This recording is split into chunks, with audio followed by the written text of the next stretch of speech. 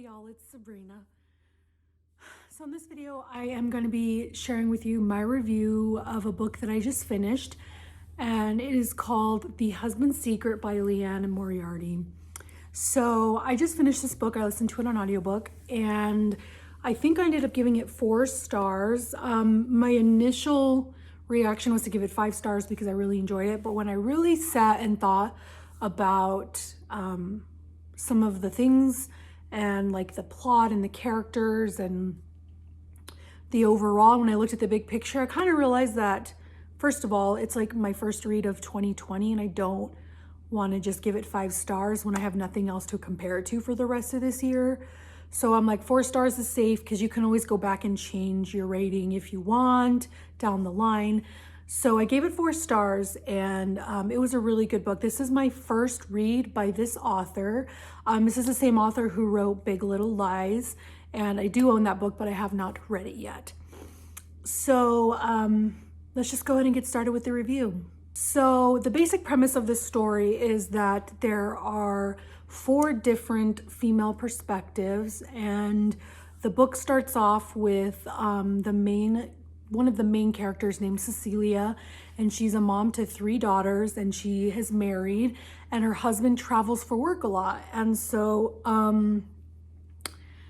the first point of view is that she finds this letter, and it's written on there from her husband, and it says, you know, only open in the event of my death. And she kind of struggles with, what should I do? Should I open it? Should I not? You know, should I obey my husband's wishes?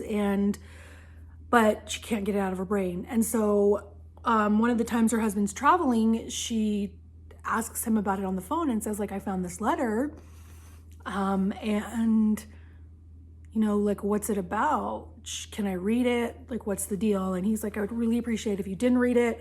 He got really flustered. He gets really upset. And so she's like, okay, well, I'm not going to read it.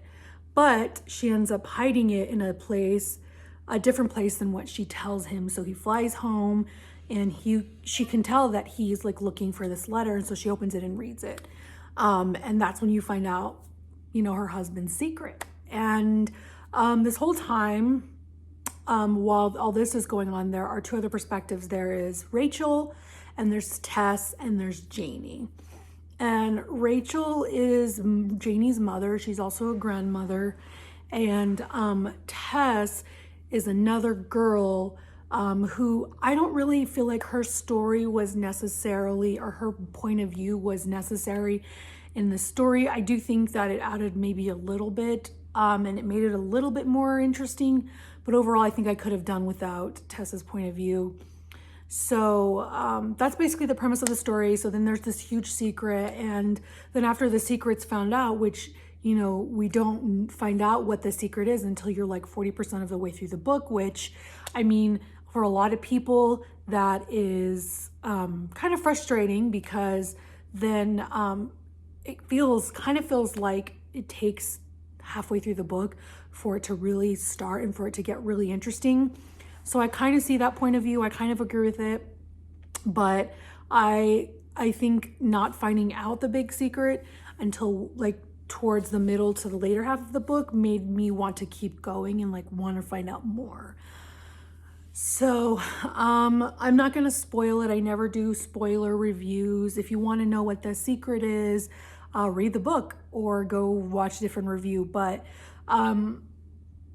it's definitely a good twist that I really enjoyed.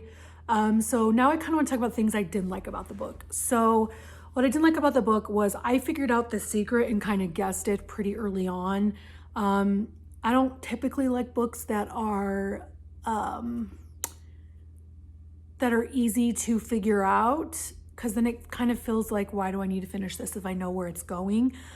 But I still really enjoyed that, even though it was kind of a little, that's the word, predictable, even though it was a little predictable.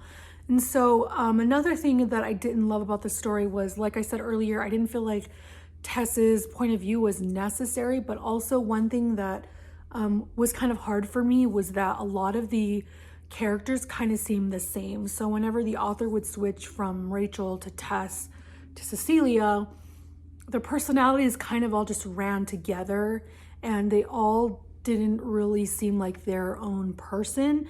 And so when I was listening to the audiobook, there were times where I didn't even realize it switched characters. And so I was getting confused and I'd have to go back and re-listen. So maybe keep that in mind if you want to listen to this on audiobook, then make sure that you're paying attention. If you read it in a physical book, it might be a little easier to discern the different characters, but for me, it was not.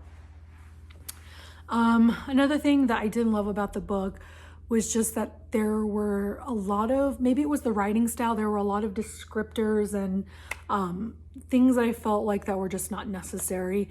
But overall, I really did enjoy this book. I gave it 4 out of 5 stars. I do think that I'm going to read more by Liane Moriarty.